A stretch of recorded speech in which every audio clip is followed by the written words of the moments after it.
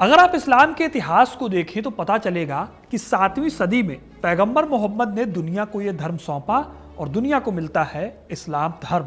लेकिन इस्लाम के इतिहास का एक ऐसा छोटा सा चैप्टर भी है जिस पर ज़्यादा बात नहीं होती, और ये चैप्टर है फेक प्रॉफिट या फर्जी पैगंबर का।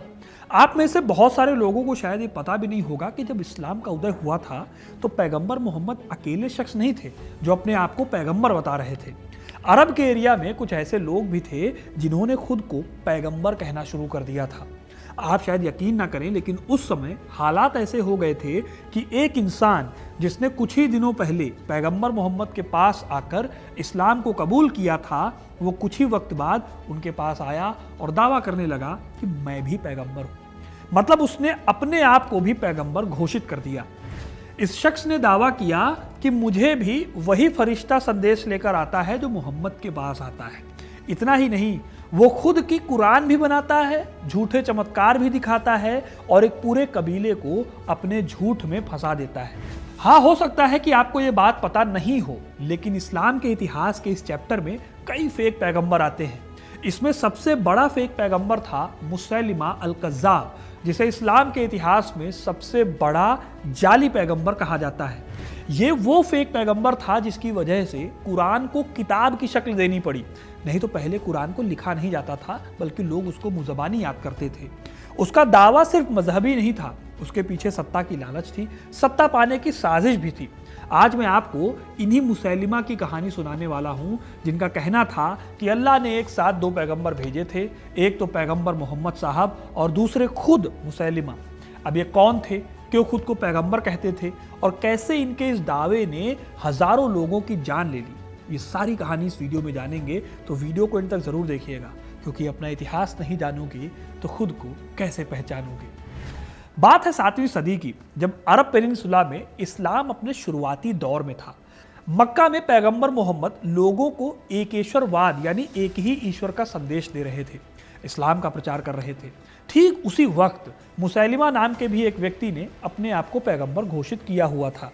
लेकिन मुसैलिमा अकेला नहीं था जिसने इस्लाम के शुरुआती दौर में खुद को झूठा पैगंबर घोषित किया। इतिहास में ऐसे कई और नाम दर्ज हैं जिन्होंने झूठे प्रॉफिटहुड का दावा किया और इस्लामी समाज के लिए फितना बने। जैसे इराक में सज्जाह बिन्त हारिस नाम की एक महिला थी जिसने अपने आप को पैगंबर कहा। यमन में असवद अल अंसी और तुलैहा बिन खुवैलब, ये सभी लोग वो थे जो अपने आप को पैगंबर कहते थे। लेकिन इन सब में मुसैलिमा सबसे ज़्यादा पावरफुल या सबसे ज़्यादा इम्पैक्टफुल था। तो हम बात आज इन्हीं की करेंगे, क्योंकि आगे चलकर बड़े पैमाने पर मुसलमानों को इनसे यानी मुसैलिमा से लड़ाई लड़नी पड़ी थी। मुसैलिमा बनु हनीफा कबीले का मुखिया था। मुसैलिमा ने कैसिया बिनते अल हारिस से शादी की थी, जो कि मक्का के बहुत कुलीन वंश बनु अब्द शम्स से रिलेशन रखती थी। ये वंश उसी कुरैश घराने का ही हिस्सा था जिसमें पैगंबर मोहम्मद का जन्म हुआ था। मुसैलिमा यमामा में रहता था, जिसे अल यमामा के नाम से जाना जाता था। आज के टाइम पर यह जगह सऊदी अरब के नज्द के पास पड़ने वाले एक पुरातन प्रांत के पास पड़ती है। मुसैलिमा की यमामा में इतनी अधिक इज्जत थी कि उसे रहमान अल यमामा के नाम से पुकारा जाता था। इस बात का मतलब होता है यमामा के लोगों का दयालु व्यक्ति। इस तरह से अगर देखा जाए तो यमामा का मुसैलिमा जो था वो भी काफ़ी ताकतवर व्यक्ति था। मुसैलिमा पढ़ा लिखा भी था और हाजिर जवाब भी था। वो अपनी बातों से लोगों को आसानी से इम्प्रेस कर लेता था। इब्न साद और अल तबरी जैसे इस्लामिक इतिहासकारों ने मुसैलिमा का जिक्र अपने आर्टिकल्स में, अपने लेखों में किया है। उन्होंने बताया कि जब पैगंबर मोहम्मद साहब इस्लाम का संदेश फैला रहे थे, तब मुसैलिमा भी अपने कबीले के साथ मदीना गया। वहाँ उसने इस्लाम कबूल किया और पैगंबर के हाथ पर बैअत यानी कि अपनी निष्ठा जाहिर की। लेकिन असल में उसके मन में कुछ और ही चल रहा था। कुछ ही महीनों बाद मदीना से वापस लौटते ही उसने अपने इलाके में यानी कि यमामा में खुद को नबी घोषित कर दिया। उसने कहा कि मोहम्मद नबी नहीं है, लेकिन मैं भी हूँ। उसने दावा किया कि जैसे पैगंबर मोहम्मद साहब के पास जिब्राइल फरिश्ता आता है ज्ञान लेकर, वैसे ही अब मेरे पास भी वही फरिश्ता आता है। मुसलमा का यह भी दावा था कि यह संदेश उस तक अल्लाह के फरिश्ते जिब्राइल लेकर आते थे। उसने ये भी कहा कि वो पैगंबर मोहम्मद साहब के साथ अल्लाह का साझीदार है और दोनों को बराबर का दर्जा हासिल है। अब ये एक बहुत बड़ा और ख़तरनाक दावा था, क्योंकि इस्लाम में ये बात साफ है कि पैगंबर मोहम्मद अल्लाह के भेजे आखिरी पैगंबर है। अब क्योंकि मुसैलिमा अपने आप पे बहुत प्रसिद्ध था यमामा के लोगों के बीच, इसलिए उसको मानने वालों में उन संदेशों के प्रति उतनी ही ज़्यादा श्रद्धा थी जैसे मुसलमानों में कुरान को लेकर थी। जब पैगंबर मोहम्मद इस दुनिया से चले गए तब मुसैलिमा और उनके समर्थक ये उम्मीद लगाने लगे कि अब शायद इस्लाम के मानने वाले उनकी ओर आ जाएंगे, क्योंकि उनके पैगंबर मुसैलिमा अभी भी जीवित हैं, जबकि मोहम्मद जो हैं वो इस दुनिया से जा चुके हैं। तो मुसैलिमा ने अपने आप को पैगंबर साबित करने के लिए कई अलग अलग चालें चली और पैगंबर होने के पक्ष में कई तर्क रखे। मसलन अगर देखा जाए तो मुसैलिमा ने कुछ ऐसी चीज़ें गढ़ ली जिन्हें वो अल्लाह की आयतें कहता था। ये आयतें अक्सर तुकबंदी वाली होती थी और कुरान की आयतों की नकल करती दिखाई देती थी। हालांकि इन आयतों में गहराई या ज्ञान का जो है वो कमी होती थी, उसका अभाव होता था। इतिहासकार अल बालाधुरी लिखते हैं कि मुसैलिमा ने अपनी कुरान बनानी शुरू कर दी थी जिसमें वो अजीब और बेतुके जुमले जोड़ता था। जैसे एग्जाम्पल के लिए आप देखो, एक आयत थी, ओ मेंढक की माँ तू पानी में रहती है और बाहर टर टर करती है।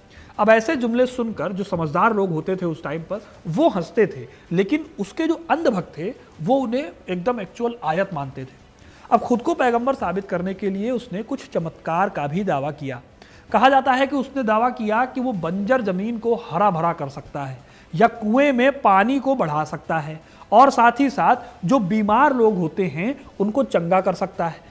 प्रेग्नेंट महिलाओं के लिए भविष्यवाणी करने का भी ये दावा करते थे। लेकिन ये सारे चमत्कार अक्सर दिखावे या धोखे पर बेस्ड होते थे। इतिहासकारों ने बताया है कि उसके सो कॉल्ड चमत्कार अक्सर फेल हो जाते थे और कभी कभी तो एकदम अपोजिट असर करते थे। एग्जाम्पल के लिए, अगर वो किसी की आंखों में थूकता था ताकि उसको रोशनी मिल जाए, जैसा कि उसका क्लेम होता था, बहुत डिस्गस्टिंग है, तो उसकी आंखों की रोशनी और कम हो जाती थी। अगर वो कुएं में पानी बढ़ाने की कोशिश करता था तो कुआं सूख जाता था। लेकिन उसके जो फॉलोअर्स थे वो इन सभी नाकामयाबियों को भी अल्लाह की मर्जी बताकर चुप हो जाते थे। यही नहीं, मुसैलिमा ने कुछ ऐसे कानून बनाए जिससे कि वो पैगंबर के फॉलोअर्स को भी अपनी तरफ अट्रैक्ट कर ले, भले ही उन नियमों से उनके जो फॉलोअर्स हैं उनका नुकसान ही क्यों ना हो रहा हो। एग्जाम्पल के लिए देखते हैं कि उन्होंने अपने अनुयायियों के लिए शराब और जिना यानी कि जो अवैध यौन संबंध हैं उनको वैध कर दिया था। उसने एक अजीब नियम बनाया कि अगर किसी की शादी होती है तो उसके अगले दिन उसे शारीरिक संबंध बनाने की ज़रूरत नहीं है।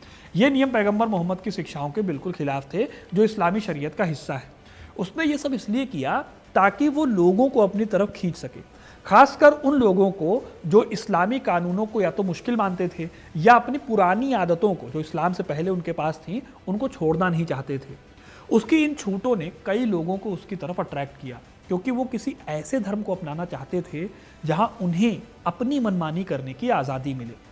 मुसैलिमा यहीं तक नहीं रुका। जब मोहम्मद जिंदा थे तो उसने पैगंबर मोहम्मद साहब को एक खत भेजा। इसमें उसने दावा किया कि अल्लाह ने आधी ज़मीन मुझे दी है और आधी ज़मीन पैगंबर मोहम्मद साहब को दी है, तो चलो मिलकर राज करते हैं। उनके इस दावे पर पैगंबर मोहम्मद ने कहा कि अगर तू मुझे बराबरी का ऑफर दे रहा है तो तू कज़्ज़ाब है। ज़मीन और आसमान सिर्फ अल्लाह के हैं। कज़्ज़ाब का अर्थ होता है दोस्तों फेक या जाली, और इस तरह से मुसैलिमा के नाम में कज़्ज़ाब शब्द जुड़ गया।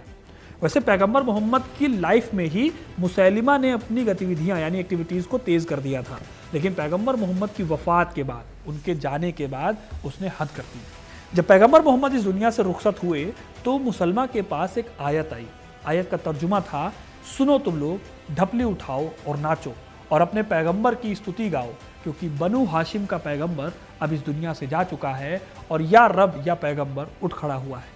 मुसलमा के पास आई इस आयत से पता चलता है कि उसके फॉलोअर्स में अपने पैगंबर के जिंदा रहने की कितनी खुशी थी और किस तरह की उम्मीद उन्होंने आगे अपने पैगंबर यानी मुसैलिमा से रखी होगी। पैगंबर के जाने के बाद इस्लाम की कमान आती है खलीफा के पास, और पहले खलीफा आपको पता ही है कि वो बनते हैं अबू बकर। इस टाइम पर मुसैलिमा को लगा कि वो अपने प्रॉफिटहुड को साबित करके पैगंबर मोहम्मद की जगह ले सकते हैं। इसीलिए हज़रत अबू बकर को पूरे अरब में रिद्दा की जंग शुरू करनी पड़ी। रिद्दा की जंग का मतलब था झूठे नबियों और इस्लाम से पलायन करने वाले लोगों के खिलाफ जिहाद। असल में हुआ ये कि पैगंबर मोहम्मद के जाने के बाद मुसैलिमा और उसके जैसे कुछ और लोग जो अपने आप को पैगंबर कहते थे वो सब इस्लाम से फिर गए और इस्लाम के टैक्स ज़कात को देना उन्होंने बंद कर दिया। कुछ ने तो मुसैलिमा जैसे झूठे पैगंबरों का भी साथ देना शुरू कर दिया। इसी दौर को रिद्दा वॉर्स के नाम से जाना जाता है। अबू बकर ने इस्लाम को बचाने और उसकी एकता को बनाए रखने के लिए इन सभी धर्म छोड़ने वालों के खिलाफ सख्ती से कार्रवाई करने का फैसला किया। मुसैलिमा और उसके जो फॉलोअर्स थे उनके खिलाफ अभियान इन्हीं युद्धों का एक इम्पॉर्टेंट हिस्सा था। अब अगर आप सोच रहे हैं कि मुसैलिमा कोई कमज़ोर शख्स था और उसको आसानी से अबू बकर ने हरा दिया था, तो ऐसा नहीं है। अपने कबीले में मुसैलिमा काफ़ी ताकतवर था और उसे मानने वाले भी कई लोग थे। मोहम्मद साहब की रुखसती के बाद मुसैलिमा एक धार्मिक नहीं बल्कि राजनीतिक विद्रोही बन चुका था। इसी वजह से उसके और खलीफा की सेना के बीच यमामा नाम की एक बहुत इंपॉर्टेंट लड़ाई हुई। यमामा की लड़ाई लड़ी गई थी साल 632 में। इसे इस्लाम के इतिहास की सबसे खूनी लड़ाइयों में से एक माना जाता है। मुसैलिमा के पास करीब 40,000 की सेना थी, जिसमें उसके कबीले के कई बहादुर लड़ाके भी शामिल थे जो अपने लोकल एरिया के लीजेंस के लिए जाने जाते थे। मतलब कि उनको यमामा और मुसैलिमा इनके लिए बहुत ज़्यादा इज्जत थी और वो इसके लिए कुछ भी कर सकते थे। उधर खलीफा अबू बकर ने इस्लामी सेना के सबसे बहादुर और भरोसेमंद सेनापतियों में से एक खालिद इब्न अल वलीद को मुसैलिमा और उसके फॉलोअर से लड़ने के लिए भेजा। खालिद इब्न अल वलीद अपनी मिलिट्री स्ट्रेटजी और अपनी बहादुरी के लिए अल्लाह की तलवार के नाम से जाने जाते थे। हालांकि भले ही खालिद इब्न की सेना में बहुत एक्सपीरियंस्ड मुसलमान सैनिक थे, लेकिन उनकी जो संख्या थी वो मुसैलिमा की सेना से कम थी। दोस्तों, यमामा की लड़ाई बहुत भीषण और खून खराबे वाली थी। शुरुआत में मुसलमानों को बहुत नुकसान हुआ, यानी कि जो पैगंबर के फॉलोअर्स थे, क्योंकि मुसैलिमा की सेना ने बहुत बहादुरी से लड़ाई लड़ी। शुरुआत में कई सहाबा यानी पैगंबर मोहम्मद के साथी इस लड़ाई में शहीद हो गए, जिनमें कुरान के कई हाफिज भी शामिल थे। अब हाफिज वो लोग होते हैं जिन्हें कुरान जुबानी याद होती थी। इस तरह से ये मुसलमान सेना के लिए बहुत बड़ा झटका था। मुस्लिम स्कॉलर इब्न कसीर लिखते हैं कि इस जंग से पहले तक इतने हाफिज एक साथ पहले कभी नहीं मारे गए थे, और यही वो मोड़ था जब हज़रत उमर ने कहा कि अब कुरान को किताब की शक्ल में कलेक्ट कर लेना चाहिए, वरना ये मुँह ज़बानी खजाना ख़त्म हो जाएगा। यानी कि मुसैलिमा के साथ जो यमामा की लड़ाई हुई उसमें नौबत ये भी आ गई थी कि कुरान को मुँह ज़बानी याद करने वाले शायद ख़त्म हो जाते और शायद कुरान भी ख़त्म हो जाती, और इसी चीज़ को बचाने के लिए कुरान को लिखा गया हाथों से।